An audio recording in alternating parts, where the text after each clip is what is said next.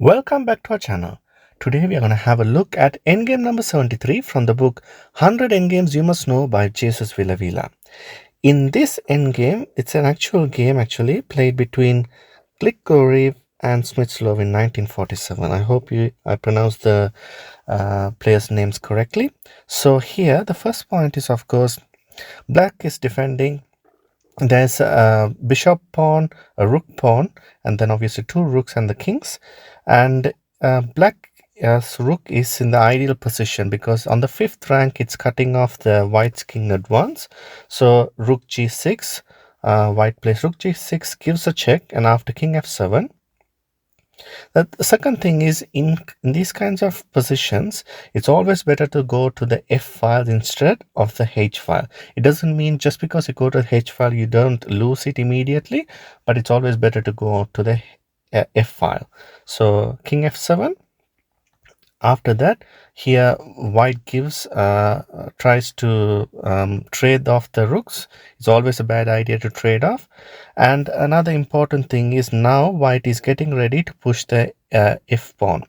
And according to the author, if both pawns are pushed to the fifth rank, that means the black rook should come back and should be able to give checks from the rear. And rook c5, king f6, rook c6 check, king g7, and after that king f5, rook g1 is obviously forced, and after the king f5, rook a1. And as you can see in this endgame, we will see the rook going to a1 quite often. The whole point is to be able to give the side check and the rear checks whenever it wants to.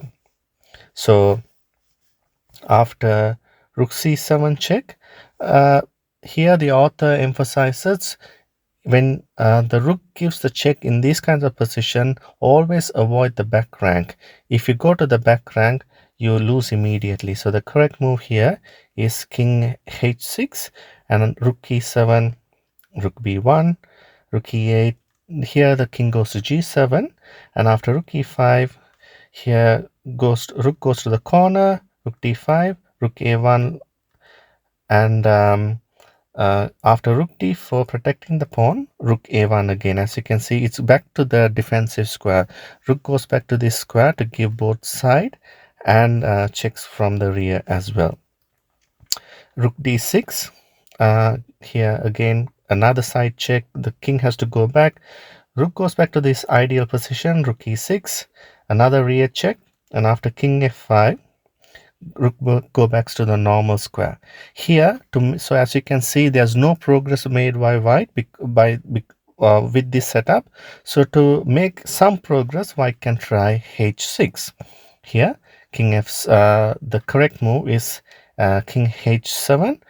Always the author says when the pawn reaches the sixth rank, the king should go in front of the pawn. And that's one of the rules of this endgame. To draw this endgame after rook d6, rook a2, a waiting move, king g5, rook g2, a check again, king f6. Here the black king finally takes the pawn. White gives a discovered check, king h7, f5, and now the whole point is white should be able to white is trying to actually queen this pawn, but that's not possible. Black will not allow that. After rook e2 check, rook e6, and rook a2. Can you recognize this position? Well, after f6, rook a8. As you can see, this is king on short side, rook on long side. If you're not sure of that, please have a look at Endgame 58.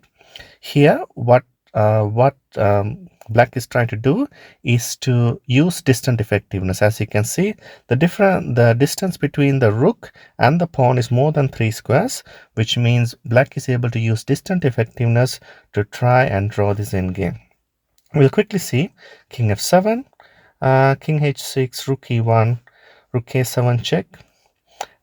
White actually tries to offer a trade. Black declines, and white goes to d7, king h7, and rook d1. As you can see, there's a checkmate threat here, but White can simply disrupt that by king rook a7.